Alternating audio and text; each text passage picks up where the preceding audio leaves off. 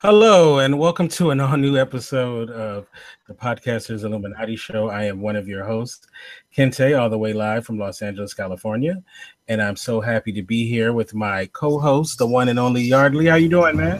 Hey, I'm doing great, Kinte. It's a great day here in Atlanta, and it's always a pleasure to talk with other podcasters in the game. Now, just to let people know, Yardley does not have his camera today. So that black screen, he's not in witness protection or anything like that. So I don't want people to get scared and wonder what happened to Yardley. He's okay. So I want to first start off. It's been a while since I've done a podcast. We've been on hiatus for quite a while, well over a month. Now, let me take that back. One of our guests, I was on two of his shows during the hiatus, so he made me break my hiatus. So but I'm glad to be back and looking forward to all the shows that we're going to do to close out this year. So I haven't talked to you really real good in a while, Yardley. How you been? You know what, I've been doing all right. In the off season, a lot of the shows that we do, we take a little bit of a break, but there are a couple of other shows that I kind of tinker in the off season, but the load is not as heavy. It's starting to get to that time of year where we've got some great shows that are going to be coming up in the upcoming months. And it's always fun to kind of get your podcasting chops back to kind of round out the year, man. Because guess what, man? 2017 is about to be gone. And you know what? It is so hard to believe that 2017 is almost over. I joke about the only place where time moves slow is prison, but I don't think I want to be there.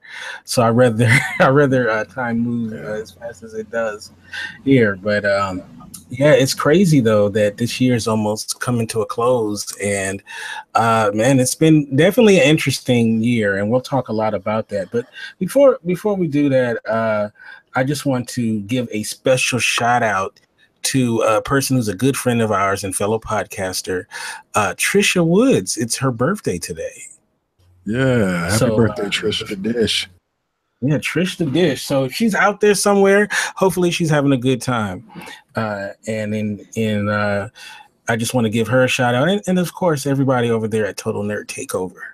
So a big shout out to her and all of her people. All right, so let's introduce our esteemed panel. I am so happy to have a chance to chop it up with these fellas. They've been on shows before, and I want to, we never really got a chance to talk shop on air, and I'm so happy about this. So let me first start off with this man. He's making his second time on indie radio. It is Gene Turnbow of Krypton Radio. How you doing, man? Hey, good to be here. Thanks for inviting me. Yes, man. I got so many questions to ask you about so many things. Probably a lot of them will be off air, but I'm glad that you're here. Tell us about Krypton Radio. Well, Krypton Radio is the world's only full-time geek culture sci-fi radio station. We're not a podcast. We are on the air 24 hours a day, around the clock and around the world. We reach 135 countries, and on average, we reach about 120,000 listeners a month. Wow, man, that's you're doing it. So how can people listen to Krypton Radio? Well, you can go to the website, of course, at kryptonradio.com, but we also have free player apps for every smartphone and tablet device. If you have an Alexa system or a Google Home system, you just say, Alexa, play Krypton Radio, and it will. Or, okay, Google, play Krypton Radio, and it will. And I have now just triggered half the devices in North America. Just by saying that, out loud. Yeah. And there's...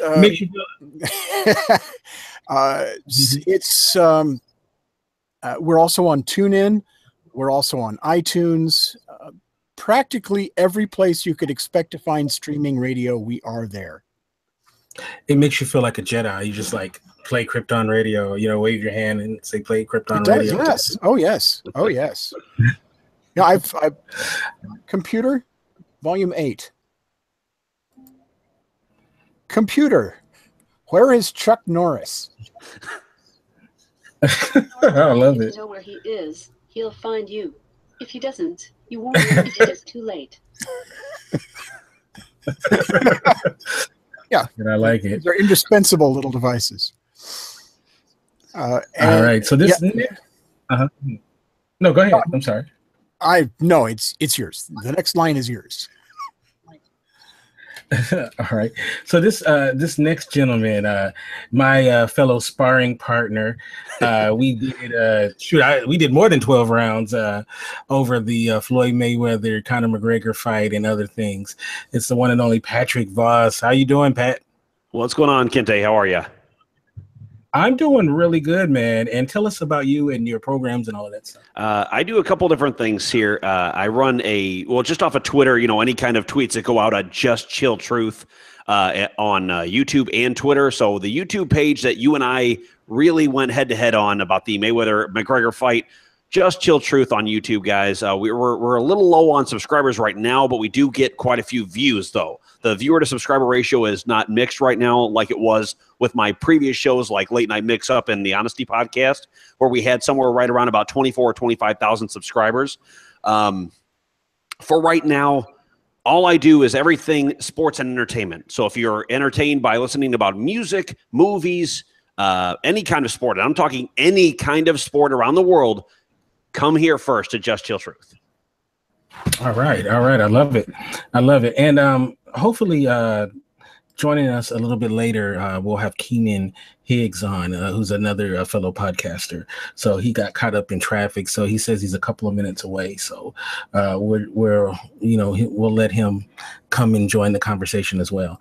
So with this show, what I like to do is me and Yardley, we like to sit down with other podcasters and kind of get an idea of, the things that they go through by putting on their podcast or their radio stream or whatever it is. We say podcasters, but it's also, streamers and people who do this kind of content.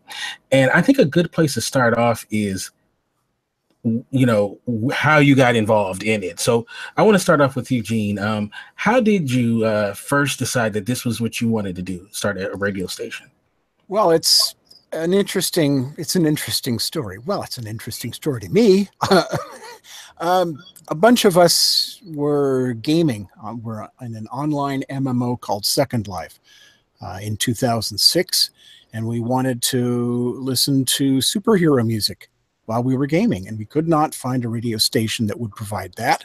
So we made our own, and we had fun with it. And then by 2009, we had ourselves a website to go with it. By 2011, we realized we were still the only people doing it, and that we seemed to have this market niche to ourselves. So we made it a real company. By 2013, we were incorporated. By 2015, we were solvent. And today we have almost 6,700 fans, 6,700 fans on Facebook, and 100,000 listeners. Oh, hey, welcome to the show, Keenan. And it's just been rocketing up from there. Wow, man. I mean, you've done something that a lot of us haven't done, is go totally legit, and which I got to give you a lot of props, because a lot of us, we're kind of doing the pirate radio thing. I mean, I guess it's all kind of that, but you've actually decided to make it into a real business. Mm-hmm. And a question I have before we introduce Keenan is, what are some of the benefits that maybe some of us who haven't decided to do that, to making it into a business and all of that maybe that we're not doing? Well, let's see. If you're going to do this, you need to establish your profit centers, like before you take the plunge. You have to figure out where your cash flow is going to come from, because if you're going to do this as a business, that means you're living on it. And that is a hard thing for radio, and it's harder for podcasts. So it's something that you really need to think through carefully before you take the plunge. And not everybody is able to monetize what they do to the point where they can make a living from it. I barely can, to be honest. It is a squeaker. Most weeks we're real close to the line, but we're not under it, fortunately. But hey, yeah. I mean, hey, and congratulations. And how long have you guys been running again? We have been on the air 24 hours a day since 2009. So we've been, wow. Yeah, we're coming up on 8 years. 8 years of continuous round-the-clock operation. Well, congratulations to you, man. To put this in perspective, a podcaster does about an hour a week. We have to do 168 hours of content every week. Wow. Every week. Without gaps. Oh. Yeah, I'm shocked you don't have full gray hair. Yeah, a lot of stress, man. I know, man. So that's funny.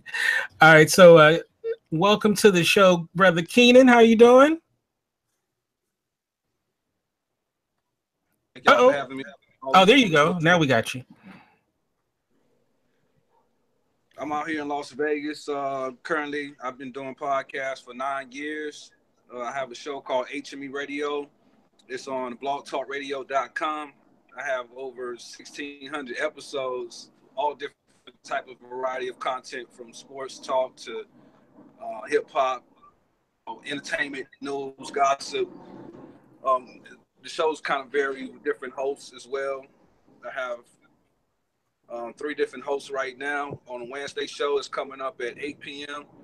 It's a 2-hour show. We just wild out and do weekly updates about current events and stuff, and sex advice. And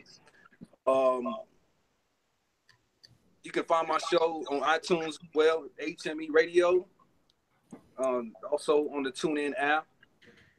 I'm here to give some advice and let other podcasters know what it is to thrive in this business. And to piggyback about making money from this, I don't think no podcasters should really go in make money just off followers and sponsors and this having that eyesight as a first plan.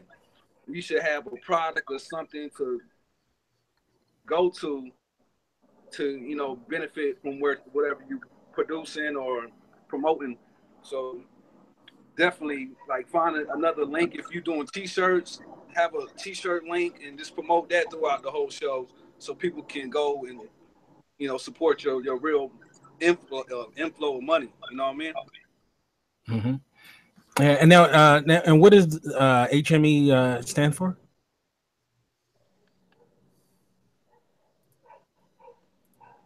Keenan? I'm not sure he heard you. Oh, Keenan, what do the letters stand for? Hustler Movement Entertainment. I like that, Hustler Movement. Okay. We all hustlers up in here. I love it. All right. So, well, that's getting to that question. Actually, how do you monetize what you're doing? You really need to have a really good idea of how you're going to get that cash flow going, and you almost have to have something that would stand alone as a business if you were not already podcasting. If you weren't associating it with a podcast, you should have that standing on its own already, or set up and ready to implement. Because the podcasting by itself is not, you can't make money doing it. You have to tie it to something else, and something else that actually has a verifiable cash flow. And actually, to piggyback off of what you just said, when we're talking about monetization of podcasts, and we know we live in a day and age now where, sometimes your reach and, of course, the base of the content that you're providing plays a large part in them giving you money for the content. And the fact that you are on a radio and it's 24 hours. How much stress comes attached to having to consistently provide content and then, at the same time, reach your base where it's going to give you a chance to make a little money off of it? It's a constant juggling act. You have to set aside enough money to do the set aside enough time, to do the strategic planning so that what you do as your daily grind counts for something. It's very easy to get lost in the weeds and doing your daily thing and going, I'm working really hard. Why aren't I making any money? Well, and if you don't pay attention to the overarching business concerns, you're pedaling like mad, but you haven't engaged the clutch. Yeah, I used to think of like the more consistent I was, the more followers I would get, and that's really not the thing. Content is good. Like the previous guy was speaking on, you got to have something to tell them to go to, so you can, attain your business and keep that money flowing in. Keep that money coming in. That's right. Now I want to talk to you, Pat. Now you've been at it for quite a while, and just give me some ideas of the kind of ups and downs you've kind of gone through in your evolution, because you've really changed formats quite a bit, and it seems like you're really trying to find the perfect blend of what you're trying to do. So kind of talk about that. So the evolution of what is now Just Chill Truth, or JCT official, started, what was it now, over 3 years ago for Late Night Mix-Up. It was over 3 years ago. And that was it was supposed to be a sports and entertainment show, became all about sports. I didn't have as much on the entertainment side of things. So it was kind of a lie. It started off as I had the idea. I tried to get the right guests. I had people like entrepreneurs like Pat Flynn and John Lee Dumas on the show. I've had, on the original show even. And then Roberto Blake, a good buddy of mine out of North Carolina. But it's all about the ups and downs have to be about evolution. If you can't evolve, you die. So with the original show, I saw that it was dying even after the 24,000 followers on Twitter and the feedback I was getting. But at the time there was no actual plan about the entertainment side of the podcast, and there was no monetization at the time as well. So it was okay. There's certain things missing. Well, what do I want to do? Well, Late Night Mix-Up, it just sounds bad. I usually do now most of my shows because I ended up getting a nighttime job. So now my shows are during the day and I have to repost them at night. It just doesn't make sense to keep it going. So I made it the Honesty Podcast, which was all about just like honest truth, my honest opinions all the time. And just having an unfiltered point of view. I know there's shows like Undisputed, and there's shows like First Take, and there's shows like Mike and Mike in the Morning, but they don't have what I have. And that's the one thing I think that I wanted to bring to a podcasting in the sports world of podcasting. That's what I wanted to bring to the table with Honesty Podcast was, what is it that they can or won't say, or can't or won't say, that I'm willing to on camera or on Audacity, re-record it, put it up to iTunes, whatever I got to do with it.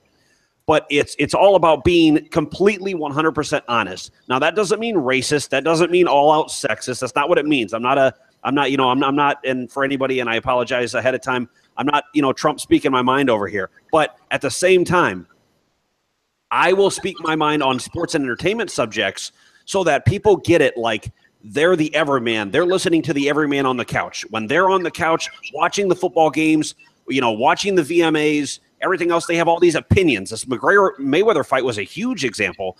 Everybody has opinions, and I'm the only one out of those people that had opinions that actually got Coach Kavanaugh on the show. So when it comes to being honest about what you believe in and telling people, look, this is what I'm striving for, this is what I believe at these certain subjects, nobody's going to be able to take that away from you, and the only people that are normally going to hate on your content or have any kind of disrespectful things to say are going to be people that are too afraid themselves to say what they think. What's funny though about, you talk about honesty, and it seems like you can people only give you the honest tag if you're a douchebag. Have you noticed that? Like if you say a bunch of douchebaggy things, then oh man, well you know what? The one thing you can say about him, he's honest. I'm like, that doesn't necessarily mean that you're an honest person. Not you, of course, but I'm talking about. But that seems like that's the thing is like if you say a bunch of hurtful, douchebaggy things, then you're like honest. Like I see that you have some podcasters that kind of have that. We're honest, like because we say like shitty stuff. We tear down people, and that's the way we get our viewers. Now, for them in that niche and in that little hole that they live in. That is fine for their audiences. When I say being honest, and you know me, when I say being honest, all it means is I'm going to lay out the facts of what's going on. Now, there is some heartfelt. Keep in mind, not to mean to cut you off, but keep in mind that's why podcasters really bloom. That's why people love podcasters right now because it's not like AM. You're going to get it raw on podcast. Right. Yeah, you have an excellent point. But you were saying, Pat? No, when I couldn't really hear him. So can you dictate what he was saying? That way I can hear what he said. What he was basically saying. That's what people like is having that raw, unfiltered. That's why they like podcasts versus like Hollywood produced stuff because you feel like it's being sanitized for your ears or something like that. Well, and the thing is, I take notes basically from my guy Joe Rogan. Joe Rogan Experience, great podcast. I love his shit, and the fact that he is able to not only does he curse, not only does he say what's on his mind, but he also has so many facts to back it up. Though he has so much to come to the table with already as a sports and entertainment guy himself. That's what I like about it. And being around the industry here in Chicago and being in radio here in Chicago previous to these podcasts, I feel like I've seen how it works outside of being honest. And this is why I've decided to completely be honest, because if I sugarcoat this in any way, I look like something you could just go on ESPN and see rather than come to me. I think there's a certain amount of responsibility that we have as broadcasters and podcasters to walk the straight and narrow. We have a responsibility to our listeners to research what we say before we say it, to present both sides when we can and not take a bias, because if you're trying to get a reputation or maintain a reputation for speaking the truth, that means speaking the truth all the time. The Krypton Radio website, for example, I did not start out with the idea of being a journalist, but I realized that one of the best ways to get people to come listen to the radio station was to provide online content. So we started reporting geek news. To date, we have published over 3,500 articles. That's a lot of words.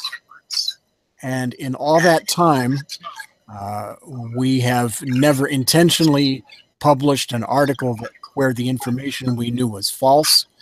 We have never miscast information to slant things a certain way. We hold ourselves to a high journalistic standard, and the audience responds to that. They know that when they come to Krypton Radio, they know that they can trust what they find there, and I think trust is a very important part of the equation. Yeah, I'm. The podcasts that get my attention are the podcasts where I feel like the person is not trying to go off into Hollywood or be a part of that machine. I always like those people that feel like you're getting their like their honest, true feelings about how they feel about things. Plus, there's something about not having something that is produced by the machine, and the machine, whatever you want to call the machine is, like when you listen to it, when something happens, like is for example, like there's some sort of sports controversy, every news outlet is going to be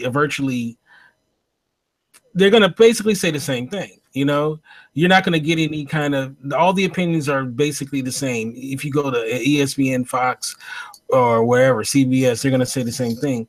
And I think at a certain point, we get tired as a public of just getting that. I think that's why we had the rise of content, podcasts, as well as YouTube. Like, there's a lot of times where I'll be watching TV, right, on my direct TV or whatever, and then I'll get bored of it, and then I'll pop on YouTube, and I find content I enjoy much better, than the Hollywood produced stuff. So I think when people understand that that's the draw and that's what you can bring to the game, I think that will help other podcasters have better content. Now, one thing that I want to say, Kinte, no. One thing I want to say though about the podcast is I think the duration is kind of killing the game, and a lot of celebrity form and taking away the organic hosts and the underground produced shows. It's taken away from them. Yeah, I've talked about that a lot. That sometimes, like, once the celebrities get involved into something, then it becomes, it does kind of muddy up the waters. Unfortunately, like the same thing with crowdfunding. Like, all the celebrities are now begging for money on crowdfunding. I'm like, just use your own money, But I understand what you're saying. The terrible thing there is that a lot of the times the celebrities don't have their own money. They look great on camera, but they look great on camera because they've got a swarm of 6 people. One does the nails in the left hand, one does the nails in the right hand, another dresses them, another does their hair. I like Ben Affleck. His hair, when they cut his hair, it costs $3,000 every time they do it.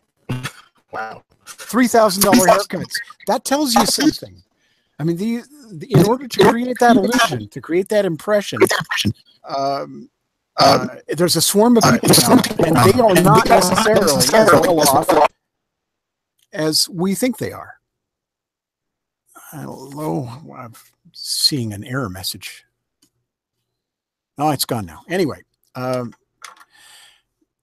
so a lot of times they're asking for money because they literally haven't got it themselves. So, it's all, there's so much involved with illusion.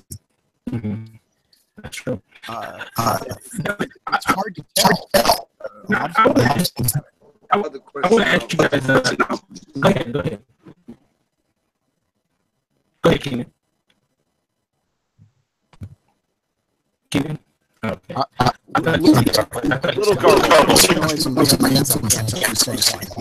Okay, I thought Keenan had a question, but now I have a personal question for you guys, and Yardley included. A lot of podcasters I've come across, they say they do not like to hear their voice, their own voice. Now, you guys all have great voices. You guys have really good podcasting sounding voices. And just a personal question. We can go down the line, starting with you, Patrick. When you listen to the shows back, do you like to hear yourself, or do you cringe at all? Like, tell me. No. So I like talking to you, and I like the fact that I've created a voice. But no, I've been accused of that about liking to hear my own voice, and that's not the issue there. Here, there we go. There. Sorry, it's garbly. But no, the issue with me is that I was told for something that I can't do this or do that or do the other thing. That I thought, why not take it in the direction that I might like the way my voice sounds now versus what it sounded like when I was talking to this radio thing in the first place.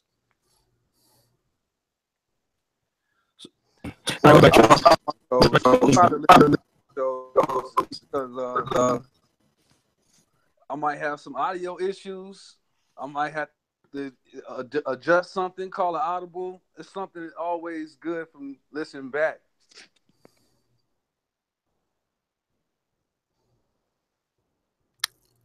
Okay. You don't mind listening to yourself back, to your show and all of that, Keenan.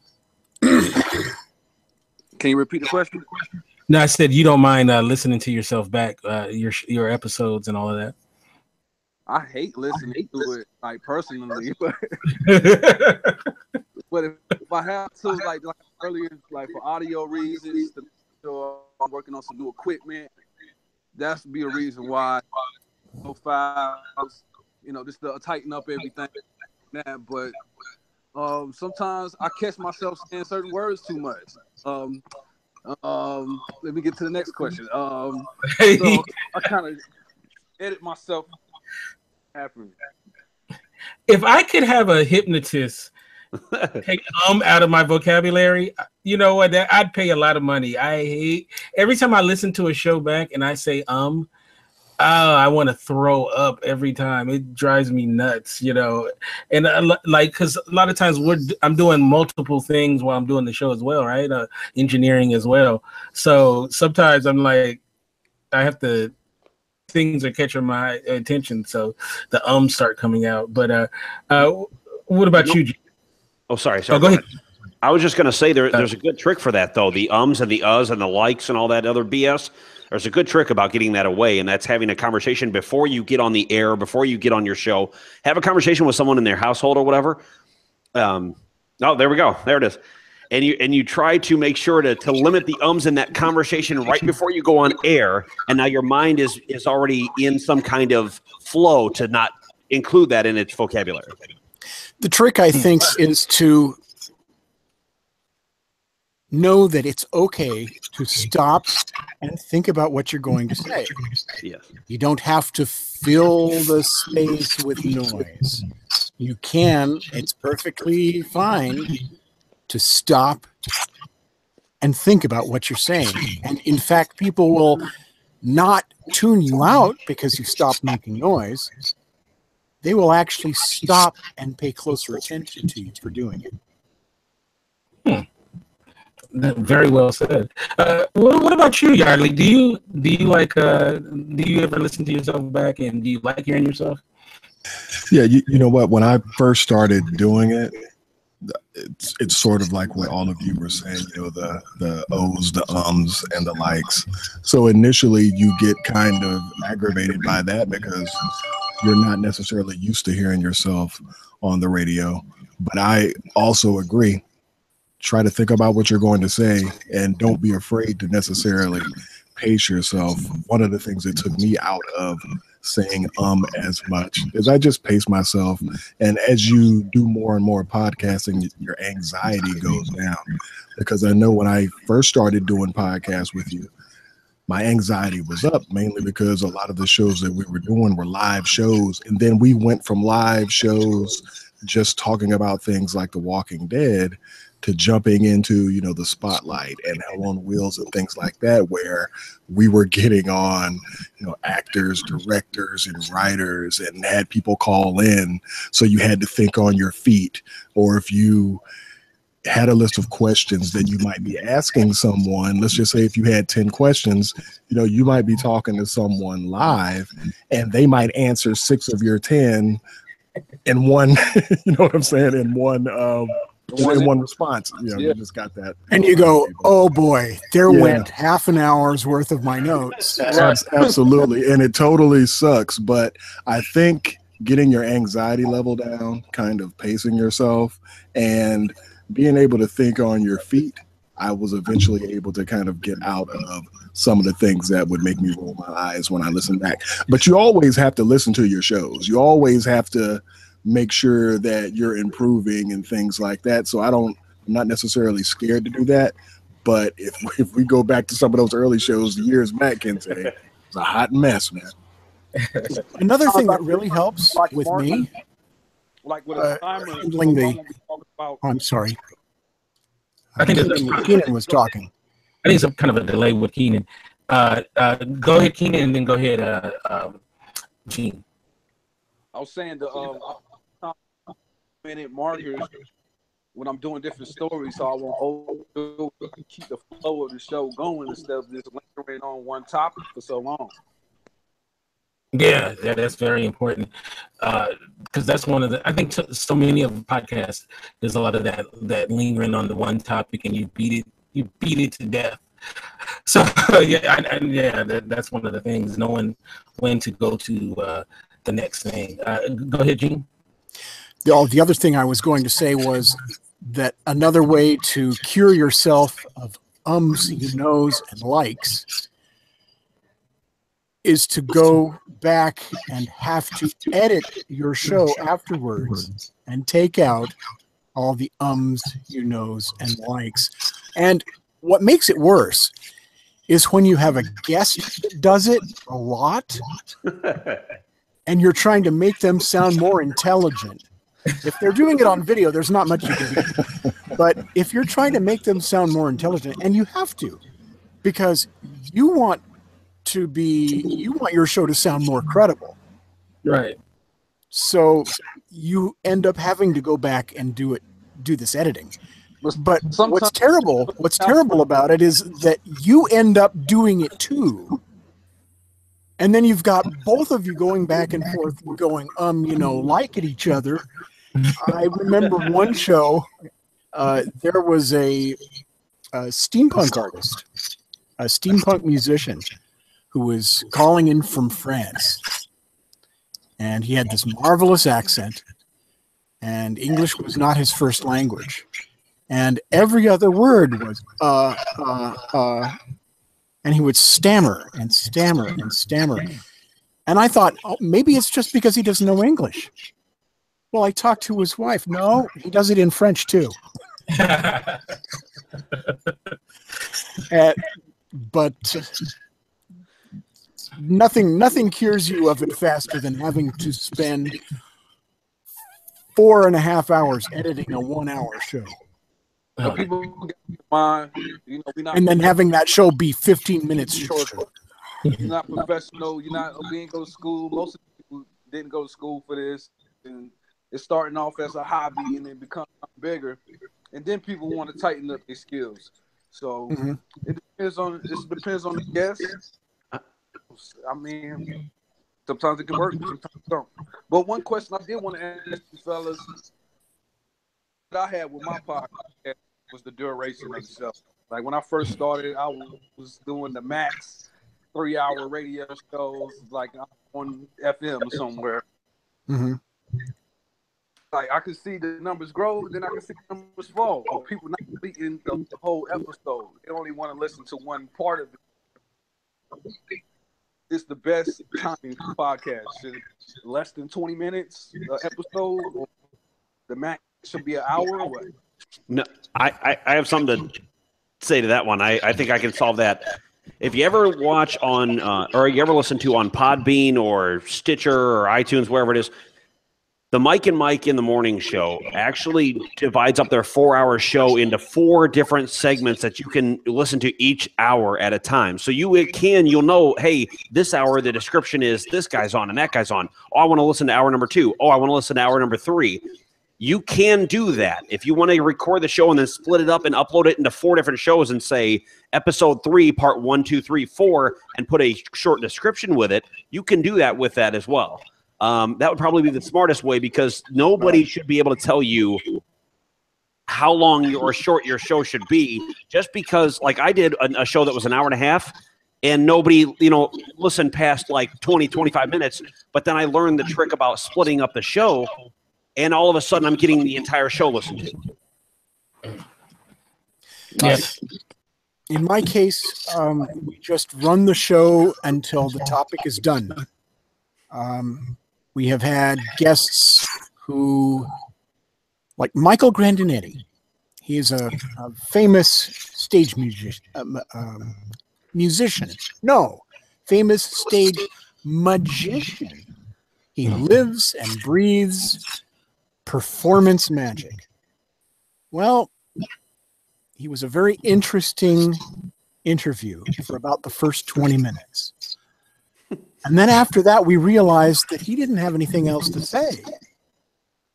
It was a fascinating conversation.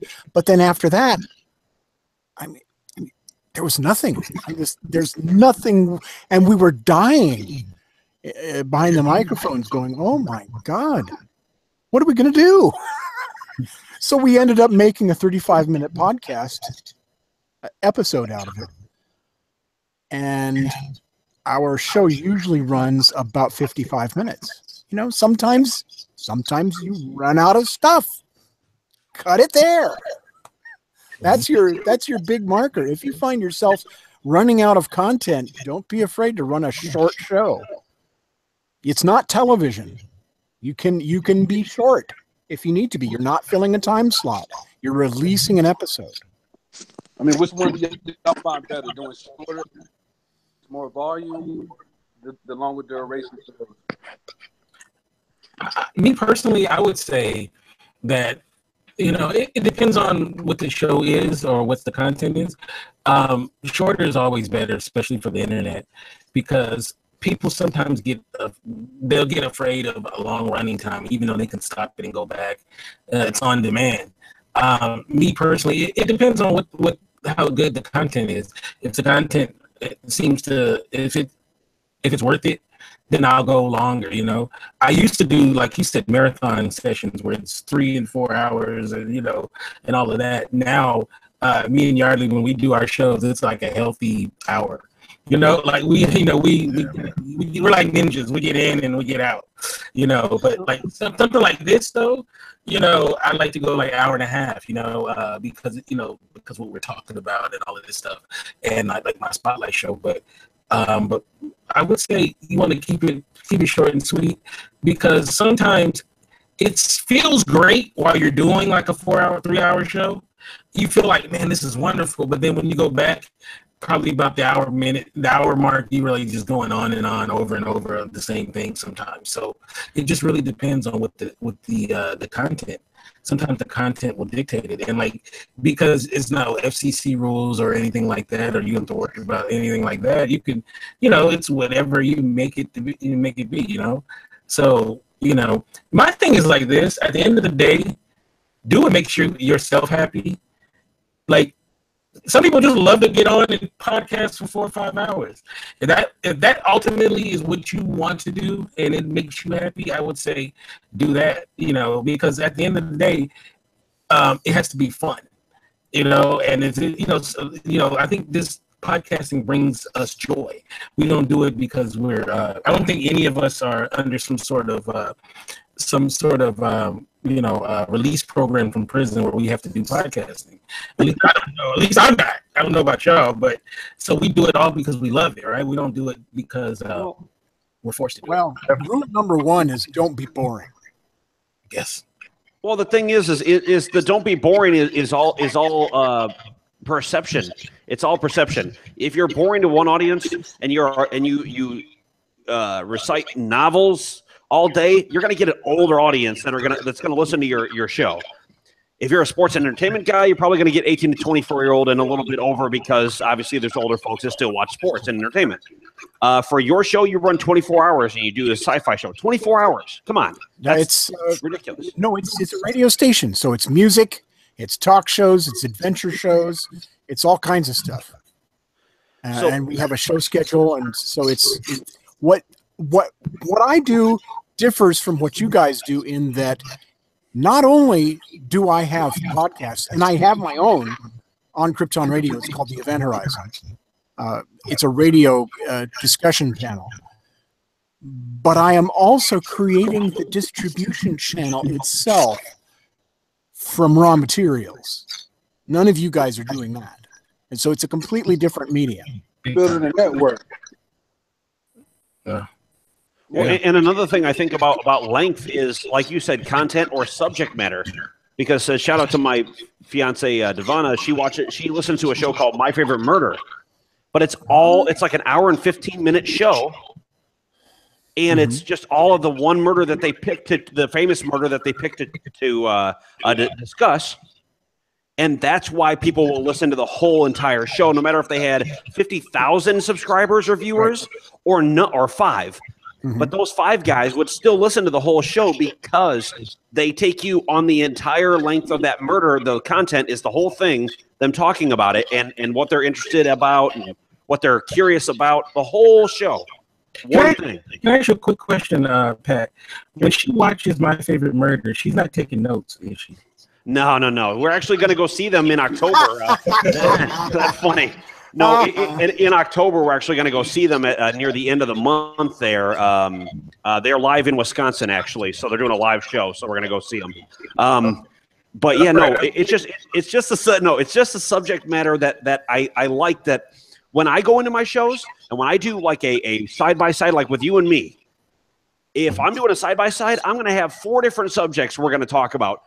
Knowing you and I and our lengthy knowledge of each subject, we're probably going to have about a 2-hour or 4-hour in certain cases conversation.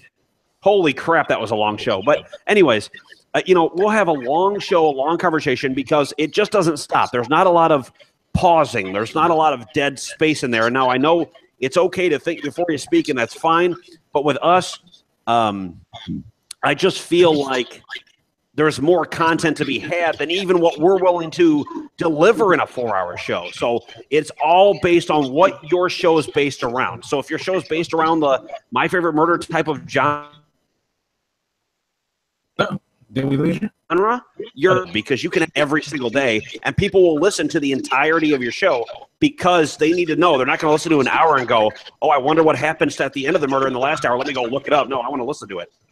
That's why I built a network on my station, because it's not just what I started off doing, hip hop and music, and interviews with underground artists. I'm doing sex and dating advice shows now. I'm doing cooking video game shows. In the show description, you're gonna know which show you're gonna be, listening to and what you can get. But another question I had to ask you: What y'all think about paid guests? Yes, that be on your show? No, paying the guests, or they pay you to be on the show? Paying the guests to be on your show. Never happened. Never, yeah. Fuck that. Because the guests that I'm going to have on my show are already making $500,000 a year, so no way. No, yeah, I wouldn't pay. I wouldn't pay to have a guest on the show. No. Yeah, no, same here. There's no point in it. And usually, my biggest problem is not getting guests to be on my panel discussion shows. It's the waiting list to get on my panel discussion shows. At any given point, we've got a 6 to 8 week waiting list. Wow. So yeah, that's because we're a vertical niche. So there's a line. All right, now at this point in the show, I want to ask you some topics. Not necessarily about podcasting, but about some entertainment and stuff. So I know you guys all talk about entertainment as well as sports and stuff like that. So I'm gonna just throw some stuff out there, and I want to get you guys' opinion. Now, if if you're not familiar with it, just don't add to it. Pass. All right. So the first thing I want to start off with is let's talk a little movie stuff. And I know most of you guys are into the sci-fi genre of movies, and I know Yardley is a big Star Wars fan, and so I'm gonna start off with let's start off with a little Star Wars talk real quick. Now, Episode 7 came out. What was that? 2 years ago, and then they had Rogue One came out last year, and this year. It's Episode 8, and The Last Jedi. Yes, The Last Jedi, and everybody, people are saying the buzz about it is supposed to be really good. It's supposed to be even way better than The Force Awakens, which some people liked, some people didn't like. Now we're going to talk about the fact that Episode 9 will be directed by J.J. Abrams, but I want to start off with you, Yardley. How do you feel about Episode 8 and what you've heard about what Rian Johnson may have done with it, and are you looking forward to it like you were looking forward to Force and Rogue One? Well, first and foremost, when you know that Lucasfilm and Kathleen Kennedy, they're always going to be in a position where they can control messaging. So you're really not going to hear too much of anybody coming out saying anything negative. Is one of the things that you can kind of expect. I think as far as the J.J. Abrams hiring, when they hired him for episode 7, he did one of the safest things that you could do. He just introduced the characters, but as a lot of people have pointed out, it didn't necessarily feel like new Star Wars. It just had some new characters because the story, had a lot of parallels with A New Hope. But he did it safely, and that gave a person like Rian Johnson the opportunity to come in and be able to do his thing, because he was basically handed something off and he could go any direction with it. And that was going to put a lot of pressure on who came next to close it out. Now, I don't really know how I feel about J.J. Abrams closing. I'm really curious. There's a lot of things you have to deal with. You have to deal with the death of Carrie Fisher. What are you going to do with that? We don't necessarily know what's going to happen to the character in the next one. So I think whoever did get, the 9th installment, which ended up being JJ, I think now they're in a position of having to take what somebody else handed them and closing it out. And, I think a lot's riding off of what they do in this one. At the same time, I think that Lucasfilm, they're firing all of these directors from the Han Solo movie, and they're having their issues, of course, with the legacy films as well. I do think that some of the blame does have to be put on the people who hired these people that it eventually, didn't work out for. So I think that they're just kind of scrambling, but they've got the type of property. Star Wars is going to outlive all of us. It's always going to make money. So I just feel like if there's any time for them to take chances, I think that they could take some big chances now, because they're not going to necessarily lose money. If a failure of your film is like 900 and something million, if that's a failure because you're averaging the billions, then I think you're doing all right. So I think that they should maybe. I think they were very correct to get rid of Phil Lord and Christopher Miller on the Han Solo movie, because those guys, they do Lego movies, they do slapstick, and that's all they know how to do. And that's what they were turning Han Solo into, and it was time for them to go. I think it was the right thing to do to have these guys move along. These aren't the droids you're looking for. You think it was the right move for them to move along with like 80% of the product already done? I think it was probably a bad thing to wait as long as they did to get rid of them. But I think it was, yes, reshooting the whole film from scratch would be cheaper than what would have happened to them had they kept those two men as directors and let them finish the film. Well, if the film comes out and it's not that good, people are going to be wondering what would have happened had they let those two young men stay on. So they're kind of in a bind. No, they won't. It can suck and it can make money. Well, no one's going to wonder what would have happened if Phil Lord and Christopher Miller had kept the reins, because nobody wants to see Han Solo meets the Batman movie. Han Solo meets Lego Batman. Nobody wants to see that movie, and that's what we were about to get. Well, I mean, yeah. Well, those are a lot of assumptions, though. I mean, we didn't, we haven't. No, this is what. No. I mean, I can't base it off of. I mean, I could trash the guys too, but I'm saying we haven't seen anything though. And you misunderstand me. This is what Lucasfilm was saying about what they were doing. Of course, this is what came out of Lucasfilm. This is the information that came out of Lucasfilm about what they were doing. So, they were. Here's a quote from the Hollywood Reporter. The creative clash, according to one insider, also came down to differences in understanding the character of Han Solo. People need to understand that Han Solo is not a comedic personality. He's sarcastic and selfish. And yeah. And then there's the typical stuff. We're very proud of the work they did, creative differences, blah, blah, blah. But the bottom line is that's going to kill. They were going for slapstick. All right, go ahead, Keenan. That's going to kill the box office if he's not that type of Han Solo, the sarcastic, funny type of character. You know, that's not going to pull the kids. That's not going to. Yeah, it's like you're not going to get lines like, I don't know, fly casual.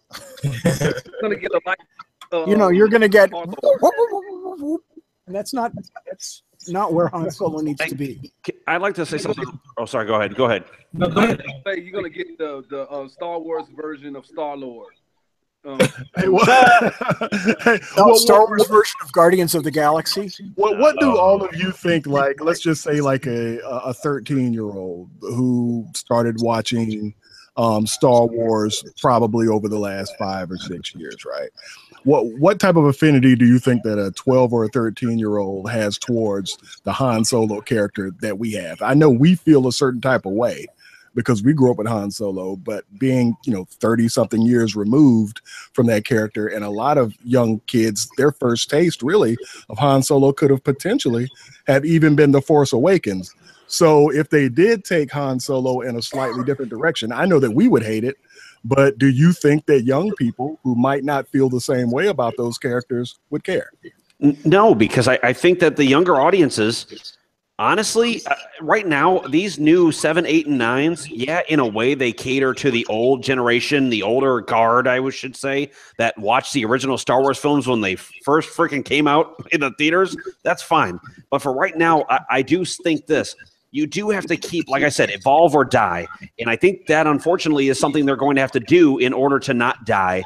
And with the newer generations, because the new generations are impatient and they're slapstick. They're Vine videos and YouTube videos. That's what the younger generation knows, other than Star Wars. So when they go and watch and they see somebody doing that kind of comedy, they're like, oh, that's relatable. And that's where you're going to catch the brand new audience. I don't think they care as much anymore about pleasing the older guard. No, I have after episode 7. After episode 7, they said, "Screw it. From now on, we're good. We got them. We did all our little callbacks to the original series. Let's go ahead and clap it up for them. Give the old guard a little golf clap. Now let's move on to the younger generation." And that's what they're doing. Now, let me. I love the trailer though. For The Last Jedi. Oh yeah, that looks really good. But all right, I have a question for you guys. This summer has been noted as one of the worst box office returns since, I don't know, it's been a long time. Who would ever thought that it would have saved the box office to a certain degree? I haven't seen it yet, so no spoilers. But I have my thoughts on why the box office was so bad this summer, and I'm just interested. I'm going to start off with you, Keenan. Why do you think that this year has been so bad as far as people not going to the cinema as much?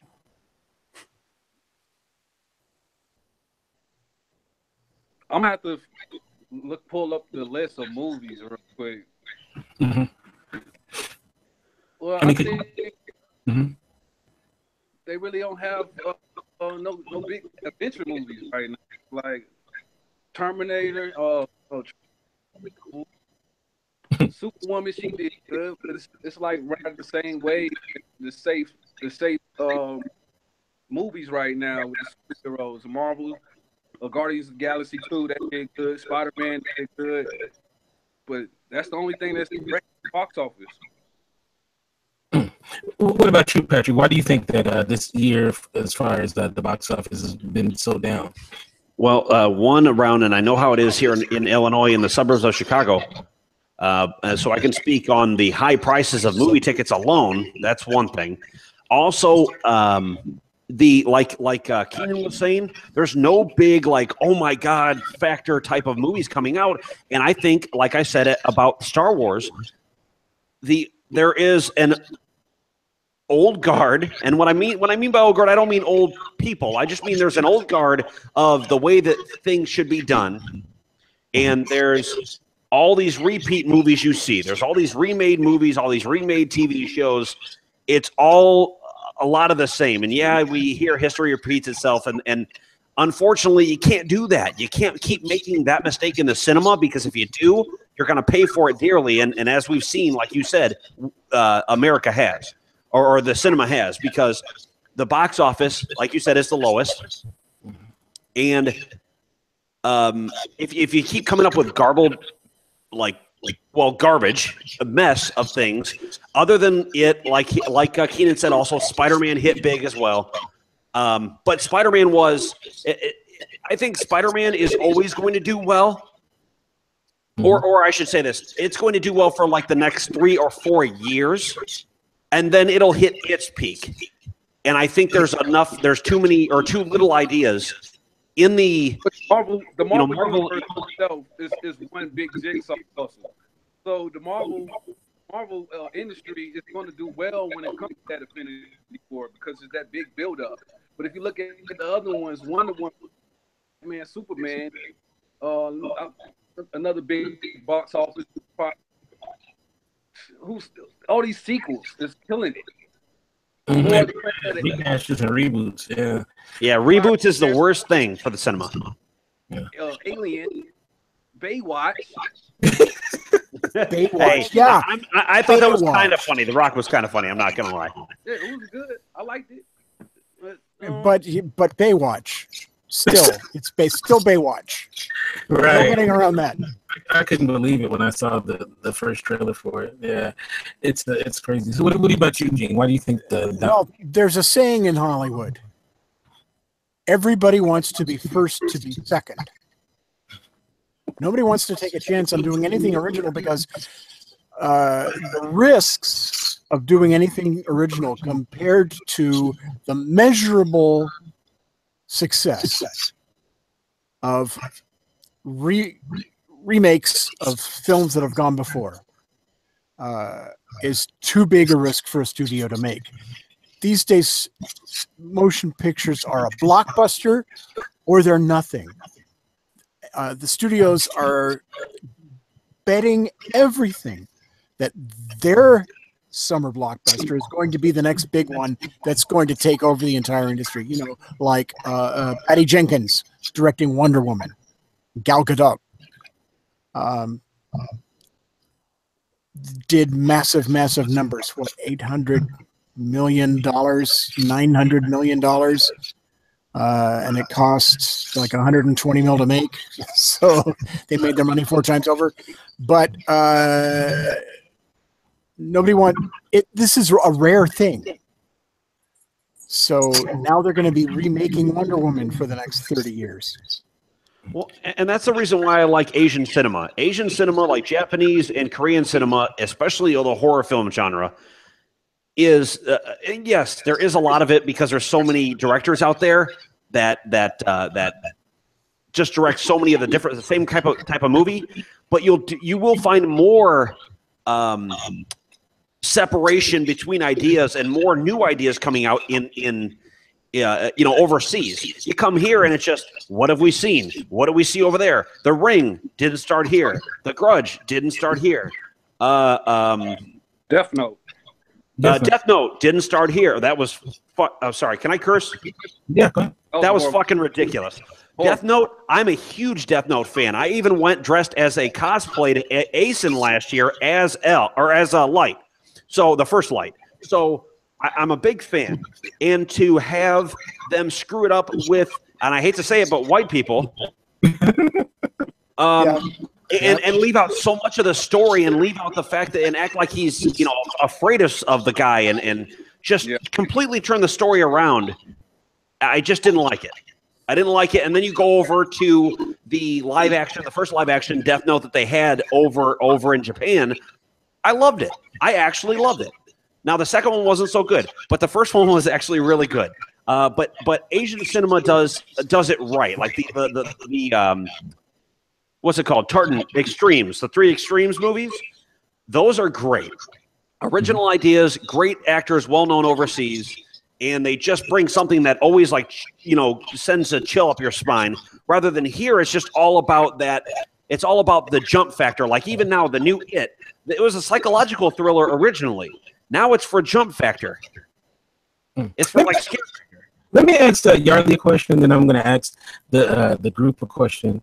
Yardley, back in the day, taking a young lady out to the cinema was a cool little thing to do. Not for a first date, but obviously once you guys have been together or whatever. Do you think taking the family out or taking your lady out is still like a good thing to do now? I mean, especially with these movies that come out, or if you want to shut up for an hour and a half, or is it just Netflix and chill? Her stories all day. Take it to a movie. I shut her up, man. But man, I think that's dead though. I'm not really excited about 3D no more. I'm not really excited about IMAX. Sci-fi movies I get kept up to see, but the movie going experience it's not the same to me. What about you, Yardley? What do you think? Well, I definitely have to. I agree with definitely a lot of that. But I have to say, if it's something that you're excited about, I think that's definitely the route that you go. But just casually going, you spend so much bread, you might as well go to a good steakhouse or something or a whiskey bar and just spend that money, and you'll feel like you got something out of it. Because if you can easily drop $60, going to the movies. And if the movie by the time you add dinner, yeah, exactly. It's $120 evening. Movies is a dinner. Come on. For $120, you can buy the movie on Blu-ray, buy a Blu-ray player, and have dinner catered at your house. Exactly. Oxtails for everyone. And here's the thing, though, Yardley. Oh, sorry. Go ahead. I was saying they serve alcohol now too. So yep. Yeah. So the one thing I was going to say, the younger generation, like even younger than my brother. My brother's 25 now, so younger than him. So let's say like 20 and younger. They go out to the movies. Yes, it's a lot of money. They just got out of high school. They don't have a lot of money unless they were given it to them by mommy and daddy. They don't have a lot of money in their pocket. So no, it's not the greatest movie-going experience now that prices are so expensive, that concessions are so expensive. But with myself and my fiance, there's a little bit of difference where we kind of pick and choose when we do go to the movies to see something that we really want to see, because her being older than me makes it. She's from the generation right before me, so it's still a nice date night to go out to a movie. We're not going to go out to the steakhouse and a movie. We're going to go out to a movie. We're going to come home. If we're still hungry, we'll just get a bite to eat at the house. It's no big deal. But I like the fact that date night is still not dead with older generations, and I like that. It needs to keep up, and eventually, because of rising prices and young broke. What's the word I'm looking for? They're too fidgety. They're too anxious. It's an anxiety-ridden generation. After me, the cinema will die. Yeah, attention span. It'll be all Netflix and home DVD. Yeah, but I disagree. There's certain movies that you have to experience on the big screen. Like I went to the IMAX with awesome. Feel the vibration of the cars when you see, you know what I mean? It was action. Yeah, well, once all the rich people move out of town, or once there's no more people pumping money into that movie theater, guarantee you won't be sitting at IMAX anymore. Me neither. And that's going to be the thing, is once the money moves out, it's over, and that's where I see it dying. So that's what they're making it now. They're making it a luxury to go to the movie. They got the big lazy boys. They got people that will come to your seat with your food now. Right, they're making it only for the wealthier. They're only making it for the well, endowed, I guess. And sorry, Gene, you were going to make a point. Go ahead. Oh well, and that brings us to Star Trek Discovery and CBS All Access. They've made the new Star Trek so that only people who can afford the extra $100 a year for the subscription to see a single TV show can see Star Trek Discovery. So it's the same thing. I'm a little worried about Gene because I swear he read my notes because that was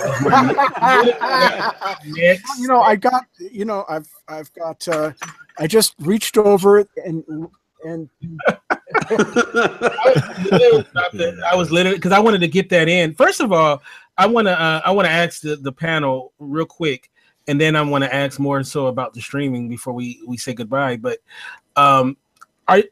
is anyone excited about Star Trek Discovery? Yardley, our girl's in it. Sonequa Martin Green, I believe she's the star of the show, and Michelle Yeoh and Jason Isaacs. But are people excited about it? Because it seemed like in the past, people were really excited about every iteration of Star Trek, the TV series, and I don't know if I'm seeing that for this one. Oh, I guess if you're a Star Trek fan, there are people who have their gripes, about it. But you're always going to have that in any fan base. I'm excited about it, just more for the point that Sonequa Martin Green saved herself from The Walking Dead, and she ends up getting a Star Trek. So no matter how the series goes, she's like immortalized in Star Trek lore. But I haven't really had my ear to the ground outside of the things that I've read in little threads about the show. It seems to be pretty positive with people giving it a chance, but there's still that very loud minority of people who are outraged about something or another. So we'll see. I'm curious about it.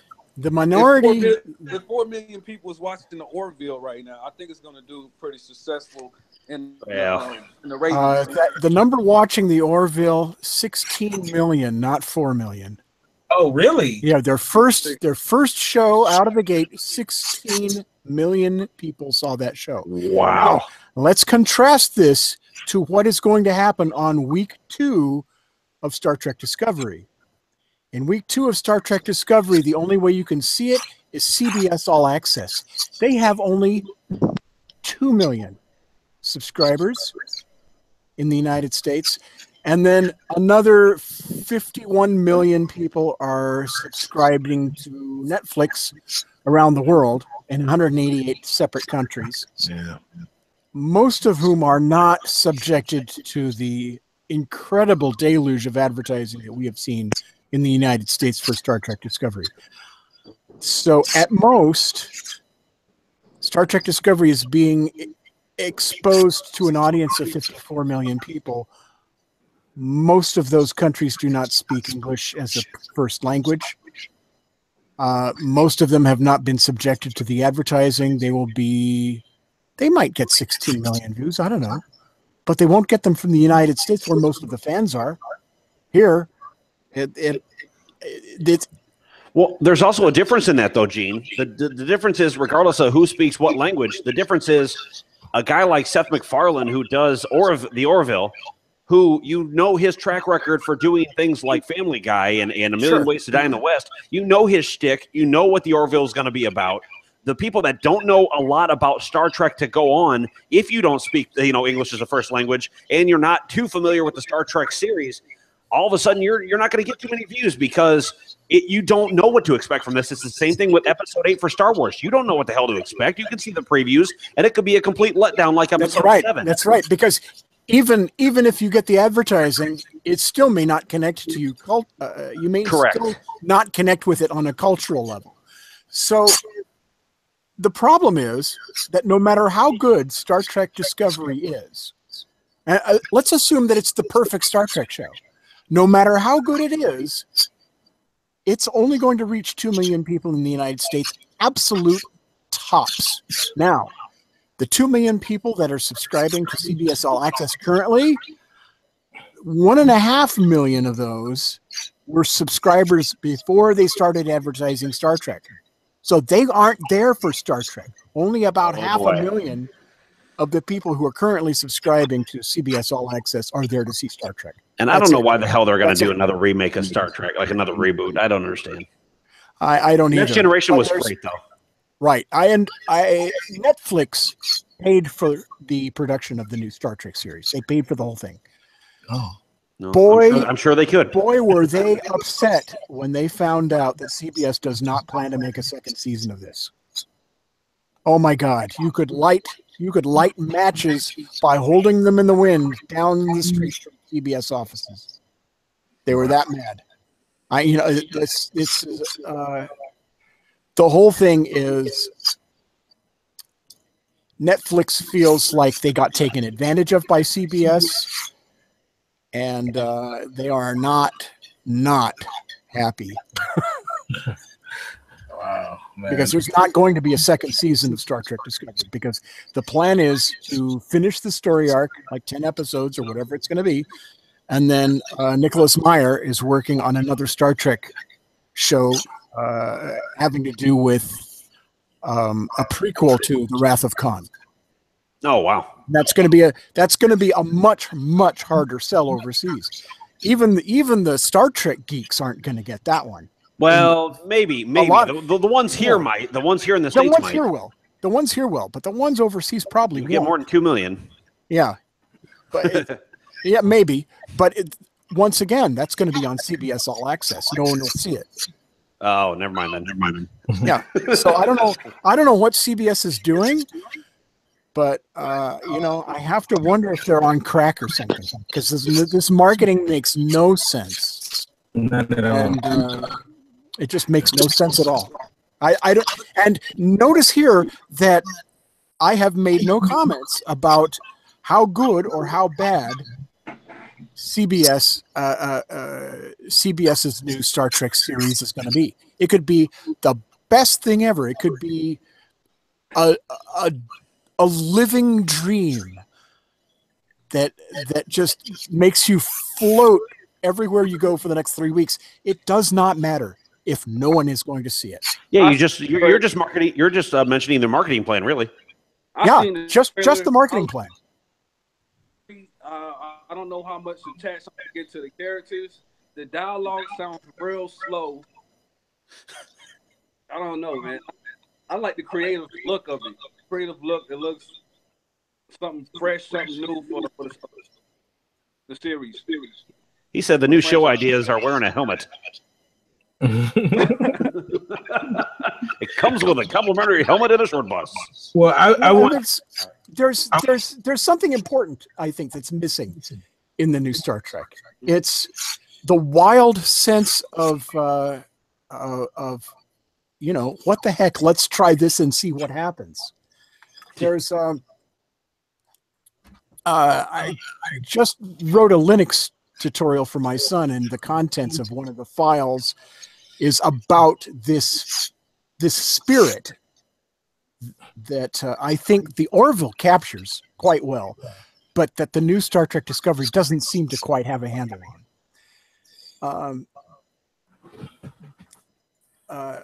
It's a conversation between the Klingon Royal Court and the Vulcan High Council. And after translation, it goes something like this. The Klingons say, okay, we don't get it. The Vulcans say, what don't you get? The Klingons say, you Vulcans are a bunch of stuffy prisses, but you're also tougher, stronger, and smarter than humans in every way. Your point? Why do you let them run your federation? The Vulcans say, look, this is a species where if you give them 2 warp cores, they will ask for a third one, immediately plug all 3 into each other, punch a hole into an alternate universe where humans subscribe to an even more destructive ideological system, fight everyone in it because they're offended by that, steal their warp cores, plug those together, punch their way back here, then try to turn a nearby sun into a torus because that's what their initial scientific experiment was all about in the first place, and they didn't want to waste a trip. They did this last week. We have the write-up right here. It's getting published in about 600 scientific journals across 200 different disciplines because of how many established theories their ridiculous little expedition has just called into question. Also, they did turn that sun into a torus, and nobody can figure out precisely how they did it. That is why we let the humans do whatever the hell they want. And then the Klingons respond, can we be part of your federation? See, this is it's this dangerous spirit that humans have. We will try anything. And if it singes our eyebrows and doesn't kill us, we might try it twice. Like I said, Star Trek Discovery is all about war and grit. And, I look at Star Trek Discovery and I see, they tried to make Grit Trek. Oh, it's too gritty. Let's add some lens flares. Mhm. And that's, I might be wrong, but that's my perception of it. So far, they haven't been hitting the right buttons. Well, I want to.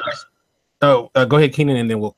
Look, go ahead, bro. You can close. I'll just say this look good. They're not up. They're on a different plan. They got so many different looks of different characters. They're trying to mix in the drama more than just adventure. So we're gonna see. We see how the writers pull this off. If they can pull us in the story. Well, I want to take a moment to thank this wonderful panel. You guys were awesome.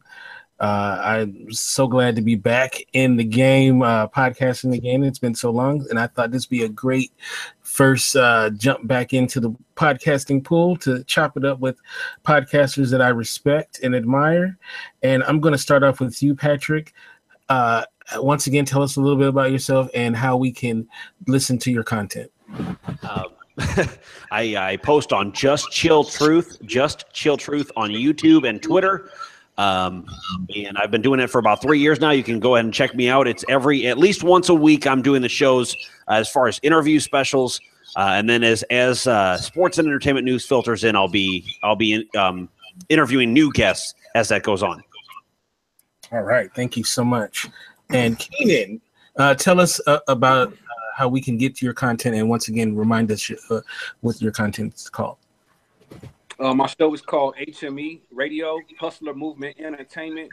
We're live from Las Vegas every Wednesday, Thursday, to 10 p.m. Tonight, we're going to be having sexual relations talk with my good friend, Cody Marie. Tomorrow, we have the Smooth Groove Show, so a music show, independent artists.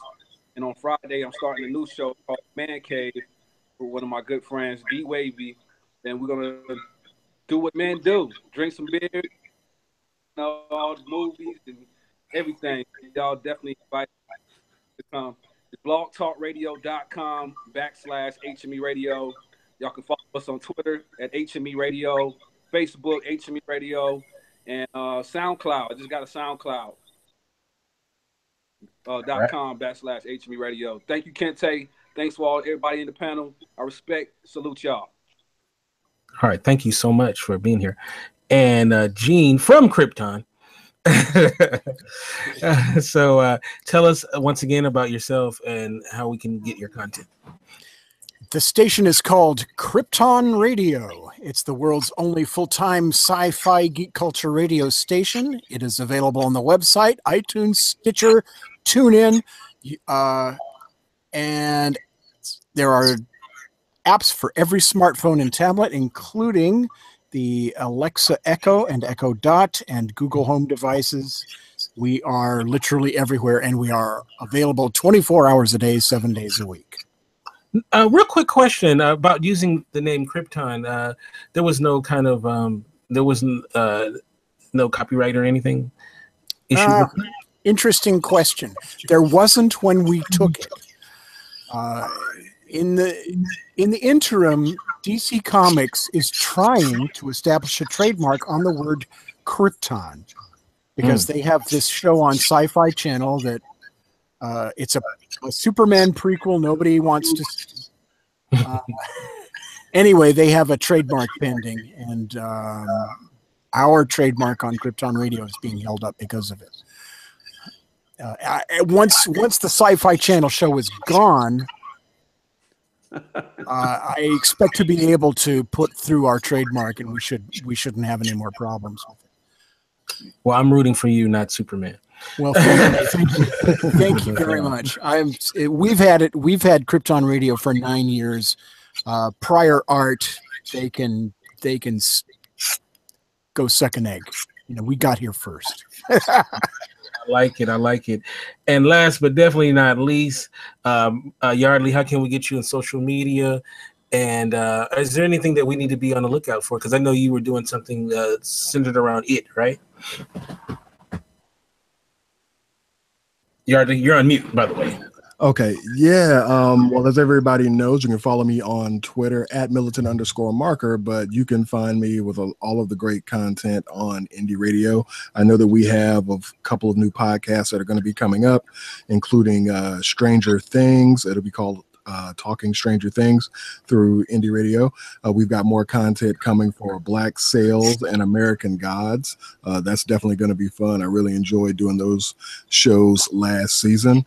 And I'm also on a sort of a paranormal and horror pop culture podcast called Keeping It Real. And we talk about a lot of horror movies, any type of horror things that are in pop culture, but also a lot of weird news, off the beaten path stuff. So that's about it for me, man. But I'm very excited to jump back in to Indie Radio, man, and get these new podcasts going. First of all, that's a great title, Keeping It Real. I like that. That's pretty dope. I like that too. That's pretty good. Yeah, that's pretty cool. I'm a little low-key jealous of that. I'm terrible at naming stuff. But no, that's really cool, man. And you can get me at Kinte F on Twitter. And you can go to Indie Radio, indyradio.org. This Friday, we'll be joined by actor Robert Broski, who saw him last in Twin Peaks. He played the woodsman character. And so we're coming back with the second half of the 13th season of Spotlight. We have a lot of great things planned for you. And we just have, for the rest of the year, we're going to have really good content. And in October, the second week of October, Mars Venus comes back as well. And we're looking forward to that. So I'm going to have to, get you guys on the show to talk some relationship stuff. Some really interesting topics. And we did this show a couple of months ago that Yardley was on, the Black and Nerdy show, and we're going to actually have the follow-up to it later in the year as well. So that's going to be an interesting, because the first one was so good. I'll be very interested to see how part 2 turns out. But with all that said, you guys have a wonderful rest of your week. I haven't been on a Wednesday forever, so it's always cool to chop it up the middle of the week, get my podcast legs back, and I'm just looking forward to the rest of the year. God bless, and we'll see you right here on indyradio.org. Peace.